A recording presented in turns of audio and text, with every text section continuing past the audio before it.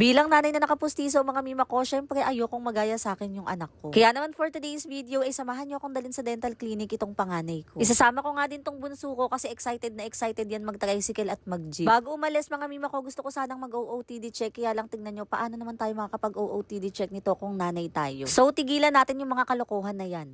Pauso din kasi kayo no? Dahil low bat yung e-bike namin, eto, naglakad na lang muna kami papunta sa sakayan. Bali, bago kami makadating doon sa dental clinic, 2 sakay pa yan, magta-tricycle kami, tapos mag-jeep. Buti na nga lang din talaga nakikisama yung panahon kasi wala pang ulan ng mga oras na to. Pagdating naman sa jeep, ayun, medyo punuan talaga, kaya masikip. Nung pababa na kami niyan, ay umaambon na rin talaga, buti na lang at hindi siya lumakas. Ewan ko ba kasi mga mima ko, para akong natataganta kapag bumababa ako ng jeep. Kasi feeling ko palagi silang aandar agad. Medyo marami rin talagang tao dito sa dental clinic, kaya naman naghintay pa kami. Pero hindi naman ganun katagal kasi nga 2 naman yung doktor sa loob. Last week nga pala ay galing na rin kami dito, nagpa-cleaning si Ate Yesha noon, tapos ngayon naman ay merong papastahan sa kanya. Ali, in-explain na nga pala sa akin ni Doc yan at naloka talaga ako mima ko kasi nga 10 yung kailangang pastahan sa kanya. Na para bang lahat ng ngipin niya ay may tama na, Diyos ko.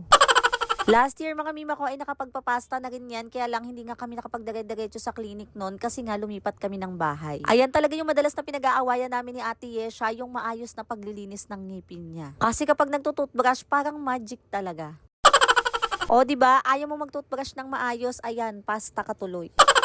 Gandang-ganda pa naman ako sa ngipin nito sa harapan kasi nga pa-bunny teeth siya. Yung baba niya naman, medyo hindi pa pantay-pantay yun, pero hindi pa siya pwedeng mag-brace. Tsaka na siguro yun pag maayos na siyang maglinis ng ngipin niya.